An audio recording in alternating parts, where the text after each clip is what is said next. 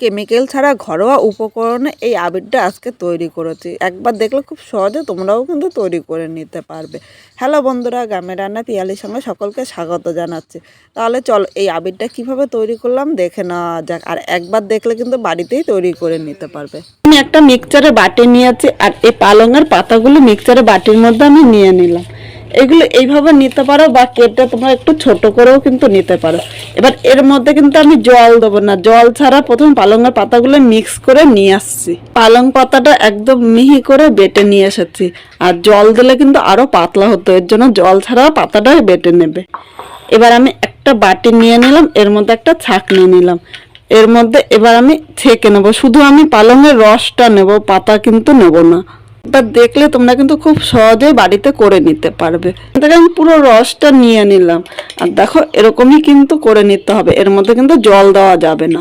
এবার আমি 4টে বাটি নিয়েছি আর 150 গ্রাম অ্যারারুট নিয়েছি। অ্যারারুটটা 4টে বাটির মধ্যে আমি ভাগ করে নেব। আমি অ্যারারুট দিয়ে করছি, আর অ্যারারুট দিয়ে করলে মনে হয় আবিরটা খুব ভালো হয়। পালংয়ের এই রসটা কিন্তু একবারে দেব না, আমি এইভাবে চামচ দিয়ে অল্প করে দিয়ে দিলাম, কারণ বেশি দিলে কিন্তু পাতলা হয়ে যাবে। আমার কাছে আজকে অ্যারারুট কম আছে, তাই একবারে আমি অল্প অল্প করে এইভাবে মেশাবো। আমি বাটিতে দিচ্ছি, তোমরা ইচ্ছে করলে কিন্তু এটা থালার মধ্যে করে নিতে পারো। এভাবে অল্প অল্প করে মেশালে কিন্তু আমার রংটা সুন্দর হবে, আর এটা কিন্তু একদম পাতলাও হবে না। মোট আমি 4 চামচ পালংয়ের পাতার রস নিলাম।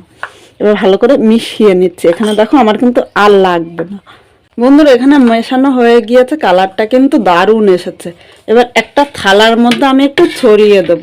আর এটা কিন্তু তোমরা রোদে দিতে হবে না, রোদে ছাড়া একটুখানি রাখলে কিন্তু টেনে নেবে। 5 মিনিট আমি এক সাইডে এইভাবে রেখে দিচ্ছি, আর একটুখানি হাত দিয়ে এভাবে ভেঙে দিলাম।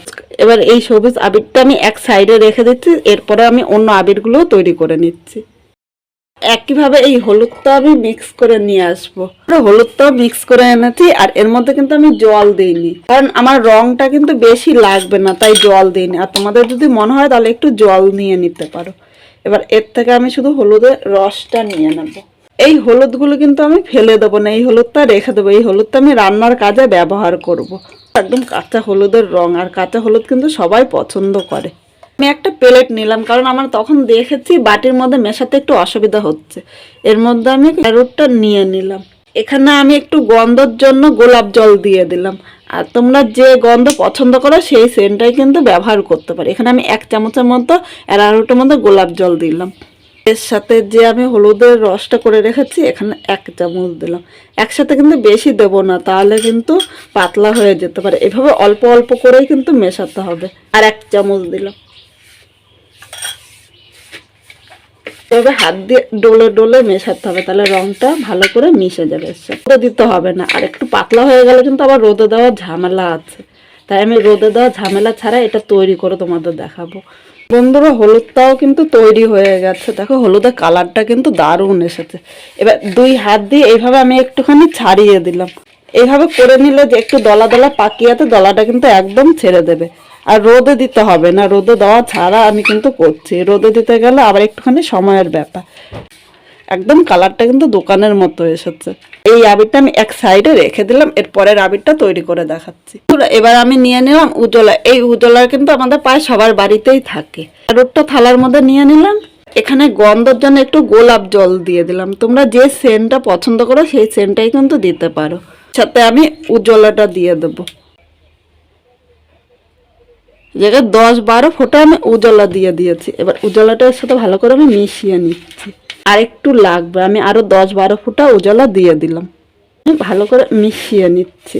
এটা কালারই কিন্তু একদম দোকানের মতো হবে। কোন রং ছাড়া এত সহজেই যে বাড়িতেই করা যায় তা কিন্তু তোমরা একবার দেখলে বুঝতে পারবে। বন্ধুরা, এখানে নীল রংটা তৈরি হয়ে গিয়েছে। এবার হাত দিয়ে এভাবে আমি একটু ছাড়িয়ে দিলাম, তাহলে যে দলা দলাটা আছে সে দলা দলাটা কিন্তু একদম ছেড়ে দেবে। আর এইভাবে রেখে দিলে কিন্তু দলা দলা হয়ে থাকবে রংটা। এটা দেখে কেউ বুঝতে পারবে যে এটা বাড়িতে তৈরি করা হয়েছে। এত সুন্দর কালার, আর এরকম কালার পছন্দ করে না এরকম লোক কিন্তু খুব কমই আছে। এই বাটির মধ্যে আমি বিটটা ছেঁকে নিচ্ছি। এটা বিটের থেকে আমার 1/2 কাপের মতো রস হয়েছে। এবার আর একটা প্লেট নিয়ে নিলাম, এর মধ্যে আমি অ্যারারুটটা নিয়ে নিচ্ছি। ওর দিয়ে আমি একটু গোলাপ জল দিয়ে দিলাম, এটা শুধু সেন্টের জন্য, তাহলে বিটের যে গন্ধটা সে গন্ধটা কিন্তু এর মধ্যে আর থাকবে না। এবার আমি বিটটা চামচ দিয়ে প্রথমে 1.5 চামচ দিয়ে দেবো, মিশিয়ে নিচ্ছি। সাথে সাথে অ্যারারুটটা কিন্তু এরকম শক্ত হয়ে যাবে, এটা ভালো করে মেশাতে হবে। তবে আমি হাত দিয়ে ছাড়িয়ে নিচ্ছি, তাহলে কিন্তু একটা আবিরও আমার রোদে দিতে হবে না। আর এটা যে কোনো সময় কিন্তু ঘরে বসে তোমরা করতে পারবে। বন্ধুরা, সবকটা আবির এইভাবে করে আমি থালার মধ্যে ছড়িয়ে রেখেছি, আর থালার মধ্যে ছড়িয়ে রাখাতে কিন্তু জলটা একদম টেনে নিয়েছে, আলাদা করে আর রোদে দিতে হবে না।